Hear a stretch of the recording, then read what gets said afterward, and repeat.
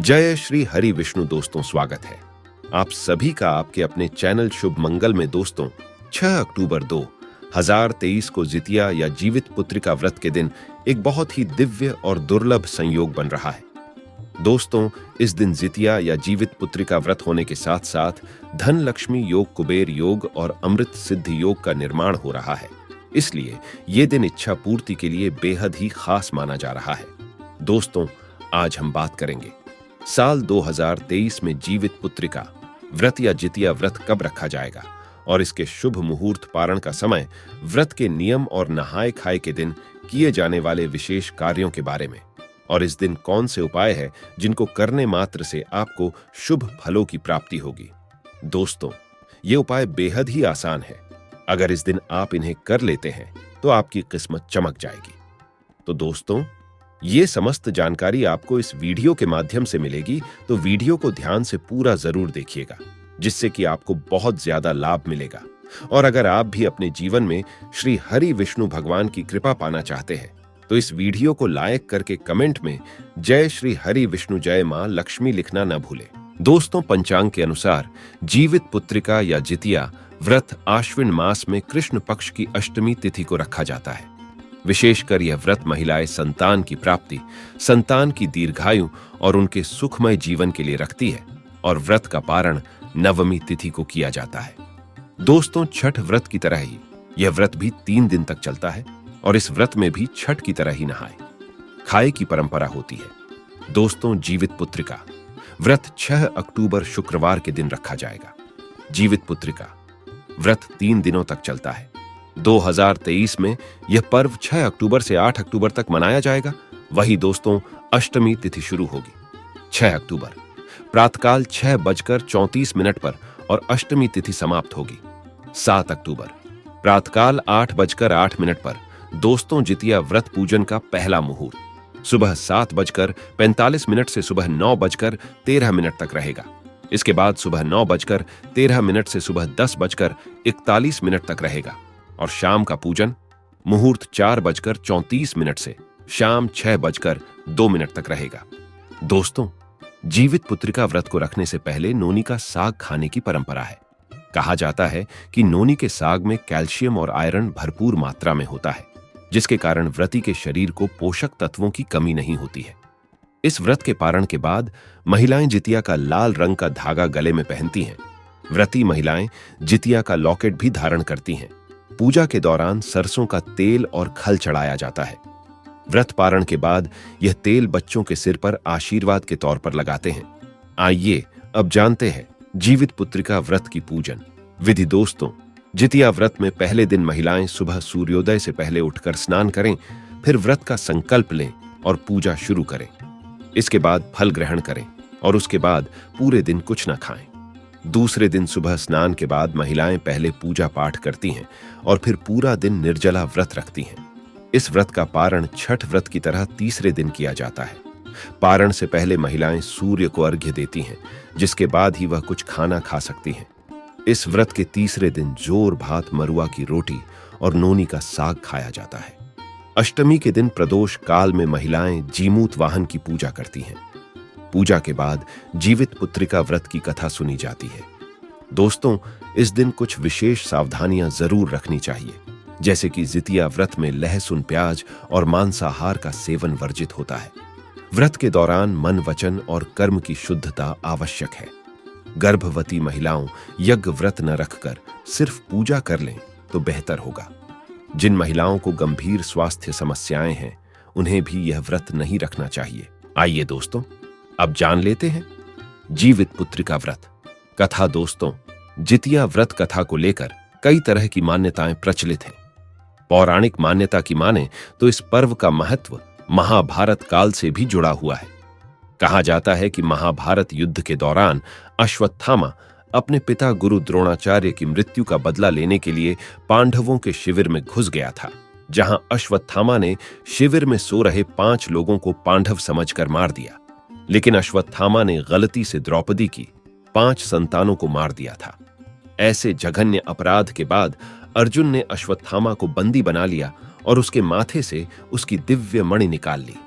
अश्वत्थामा ने अपने अपमान का बदला लेने के लिए अभिमन्यु की पत्नी उत्तरा के गर्भ में पल रहे बच्चे को मारने का प्रयास किया, जिसके लिए उसने ब्रह्मास्त्र का आवाहन कर उसकी दिशा को उत्तरा के गर्भ की ओर मोड़ दिया। तब भगवान श्री कृष्ण ने उत्तरा की अजन्मी संतान और धनुर्धर अर्जुन के पौत्र की रक्षा की। जिस दिन ये घटना घटी उस दिन आश्विन माह के कृष्ण पक्ष की अष्टमी तिथि थी और तभी से इस दिन पर जितिया अर्थात जीवित पुत्र का व्रत रखे जाने का शुभारंभ हुआ। महाभारत काल से लेकर आज तक अपनी संतान की लंबी उम्र के लिए माताएं जितिया का व्रत रखती आ रही हैं। आइए अब दूसरी कथा सुनते हैं। व्रत की कथाओं में यह कहानी सबसे महत्वपूर्ण है। दोस्तों, जितिया व्रत के दौरान महिलाएं यही कथा सुनाती भी हैं। इस कथा में एक नगर के किसी वीरान जगह पर पीपल का पेड़ था। इसी पेड़ पर एक चील और पेड़ के नीचे एक सियारिन रहती थी। एक बार दोनों ने कुछ महिलाओं को जितिया व्रत करते देख इस व्रत को रख लिया। जिस दिन ये व्रत सभी महिलाओं द्वारा रखा जा रहा था उसी दिन नगर में किसी की मृत्यु हो गई। जिसकी मृत्यु हुई उस व्यक्ति का शव उसी वीरान स्थान पर लाया गया जहां सियारिन और चील दोनों मौजूद थीं। सियारिन शव को देखकर व्रत की बात भूल गई और उसने मांस खा लिया। वहीं चील ने पूरे मन से व्रत किया और अगले दिन पारण किया। व्रत के प्रभाव से दोनों ही अगले जन्म में कन्याओं के रूप में जन्मी। एक का नाम अहिरावती था तो दूसरी का कपूरावती। पूर्ण निष्ठा से व्रत संपन्न करने वाली चील जो अगले जन्म में अहिरावती बनी, उसे राज्य की रानी बनने का सौभाग्य प्राप्त हुआ। तो वहीं व्रत को बीच में ही खंडित कर देने वाली सियारिन जो अगले जन्म में कपूरावती बनी, उसे राजा के छोटे भाई की पत्नी बनने का अवसर मिला। अहिरावती चील ने 7 बच्चों को जन्म दिया, लेकिन कपूरावती सियारिन के बच्चे जन्म लेते ही मर जाते थे। यह व्रत को मध्य में तोड़ देने का दुष्प्रभाव था जो अगले जन्म में कपूरावती भुगत रही थी, किंतु इस बात का भान नहीं था। बहन की फलती फूलती संतान देख कपूरावती जल भुन गई और उसने 7 बच्चों के सिर कटवाकर घड़ों में बंद कर दिए और अपनी बहन के पास भिजवा दिए। उस दिन बड़ी बहन ज्यूतिया का व्रत कर रही थी। भगवान जीमूत वाहन को याद करके जब उसने 7 घड़ों पर जल छिड़का तो उसके बेटे जिंदा हो गए। उधर कपूरावती इस बात को लेकर परेशान थी कि उसकी बहन के घर से रोना पीटना अब तक सुनाई क्यों नहीं दिया। ऐसे में असलियत जानने वो खुद ही बहन के घर चली गई, लेकिन उसके 7 बेटों को जिंदा देखकर वह सन्न रह गई। इसी दौरान भगवान जीमूत वाहन भी वहां प्रकट हुए और उन्होंने दोनों बहनों को पूर्व जन्म की कथा सुनाई। कथा सुनने के बाद कपूरावती को बहुत पश्चाताप हुआ और दुख में अपनी जान गंवा बैठी। वहीं बड़ी बहन अहिरावती ने भगवान जीमूत वाहन से वरदान मांगा कि जो भी माता आज के दिन आपकी पूजा करे उसकी संतान को कोई कष्ट न पहुंचे। तब से जितिया व्रत की परंपरा चली आ रही है। तीसरी कथा 2 बहनें थी।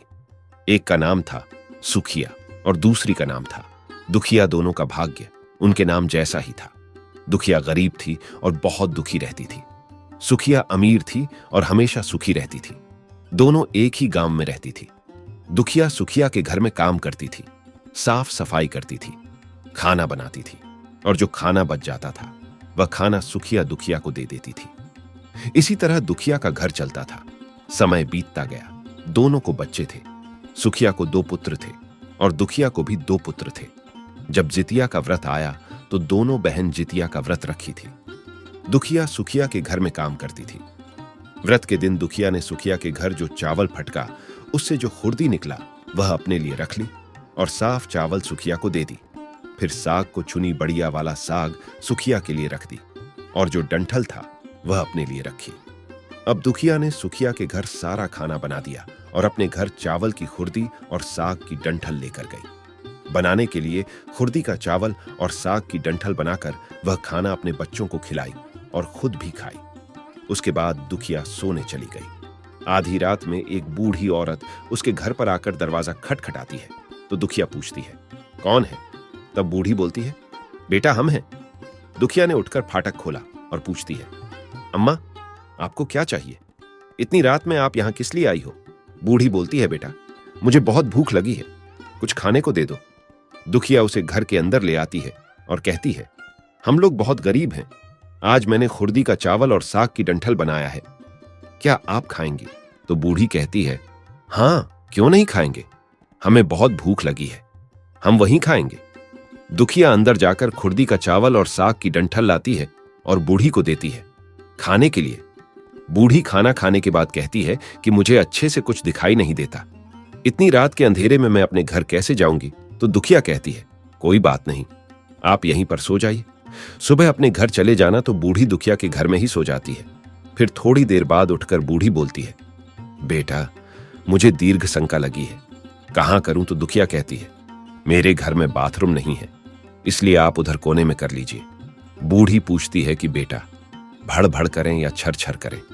दुखिया नींद में थी तो वह कहती है माताजी भड़ भड़ कर दो, मैं सुबह साफ कर दूंगी। फिर थोड़ी देर बाद बूढ़ी पूछती है कि बेटा मैं अपने हाथ कहां साफ करूं। तो दुखिया कहती है आप मेरे सर, मैं अपने हाथ को साफ कर लीजिए। जब सुबह होती है तो दुखिया को यह सब सपने के जैसे लगता है कि सोते समय मुझे कोई सपना आया होगा। वह ज्यादा कुछ नहीं सोचती और नदी में नहाने के लिए चली जाती है। जब वह नदी में नहाती है और अपने बाल धोती है तो उसके बालों से होते हुए जो पानी बहता है वह सोने का पानी होता है। आसपास की सभी महिलाएं यह देखकर चकित हो जाती है और कहती है कि तुम्हारे बालों से तो सोने का पानी गिर रहा है, क्या बात है। फिर उसे रात की सारी बात याद आती है। वह दौड़कर अपने घर की ओर भागती है, यह सोचकर कि उसका घर दीर्घ शंका से गंदा हुआ होगा, पहले उसको साफ करना होगा। जब वह अपने घर में जाती है तो देखती है कि घर के हर कोने में ढेर सारा सोना बिखरा पड़ा होता है। यह सब देखकर दुखिया बहुत खुश हो जाती है और सोचती है कि जीतमान बाबा की कृपा है। यह सब जो माता का रूप धारण करके मेरे घर आए और मुझे इतना आशीर्वाद दिए। अब दुखिया अमीर हो जाती है और सुखिया के घर जाकर काम करना बंद कर देती है। दुखिया जब अपना व्रत पूरा करती है तो अपने पुत्र से कहती है कि जाओ मौसी के घर से तराजू लेकर आओ, यह नापने के लिए कि यह सोना कितना है। बच्चा बहुत खुशी से सुखिया मौसी के घर जाता है और तराजू मांगता है। तो सुखिया पूछती है कि तराजू पर क्या नापना है। तो बच्चा बोलता है मेरे घर में बहुत ढेर सारा सोना है, उसी को मम्मी नापेगी। सुखिया कहती है खाने के लिए तुम्हारे पास कुछ भी नहीं है और सोना नापोगे, मुझसे झूठ कहते हो। तो बच्चा कहता है नहीं, मैं झूठ नहीं बोल रहा हूं। सुखिया सोचती है जब तराजू मांगा है तो कुछ ना कुछ तो जरूर नापना होगा, इसलिए वह तराजू के पीछे गोंद लगा देती है कि जो भी नपेगा वह थोड़ा सा इसमें चिपक जाएगा। दुखिया जब तराजू पर सोना नापती है तो कुछ सोना का टुकड़ा उस बूंद में चिपक जाता है।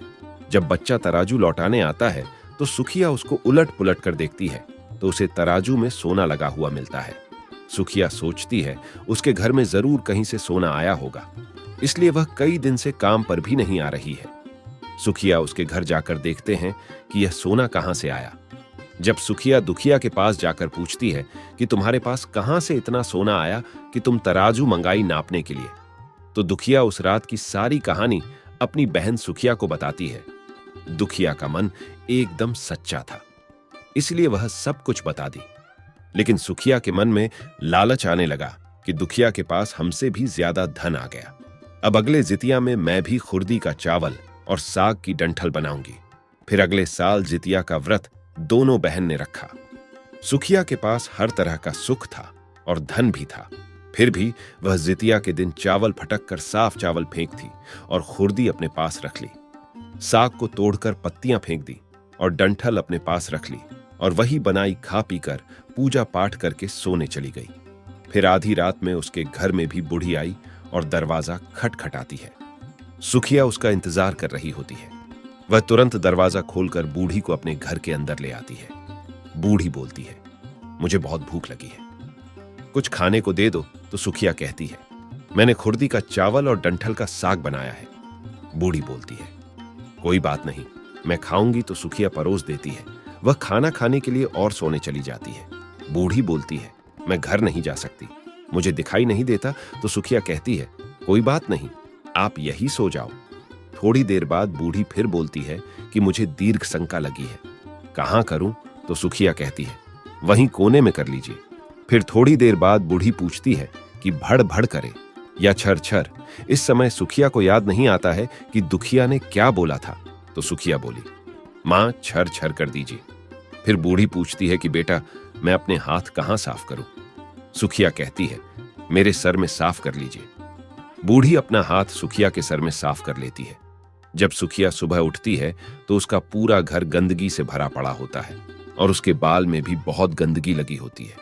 यह सब देखकर सुखिया बहुत दुखी हो जाती है और उसे बहुत गुस्सा भी आता है। वह अपनी बहन दुखिया को बुलाती है और उसको गुस्सा करती है कि तुमने हमसे झूठ कहा और मेरा पूरा घर गंदा करवा दिया। तो दुखिया पूछती है कि तुमने क्या कहा था, भड़ भड़ या छर छर? तो सुखिया कहती है मैं तो छर छर बोली। तो दुखिया कहती है यहीं पर तो तुमने गलती करी और तुम्हारे पास तो सब कुछ था, किसी चीज की कमी नहीं थी, फिर भी तुमने लालच किया। मेरे पास तो कुछ भी नहीं था, तुम्हारे पास तो सब कुछ था। तुम्हारे घर जीत मन बाबा भेष बदल कर आए, लेकिन फिर भी तुमने उन्हें अच्छा खाना नहीं परोसा। मेरे पास तो कुछ भी नहीं था, इसलिए मैंने उन्हें खुर्दी का चावल और साग का डंठल परोसा था। तुमने अपने घर आए, भगवान का अपमान किया, सब कुछ रहते हुए भी तुमने साग और भात खिलाया। तुम्हारे पास सब कुछ होते हुए भी तुम्हें लालच नहीं करना चाहिए, इसीलिए तुम्हारे साथ बुरा हुआ। तो दोस्तों, इस तरह से जितिया व्रत की व्रत कथा और संपूर्ण महत्व और पूजा विधि समाप्त होती है। तो दोस्तों, आपको हमारी वीडियो कैसी लगी हमें कमेंट में जरूर बताइएगा। साथ ही वीडियो को लाइक करके चैनल को जरूर सब्सक्राइब कर लें। जय श्री हरि विष्णु।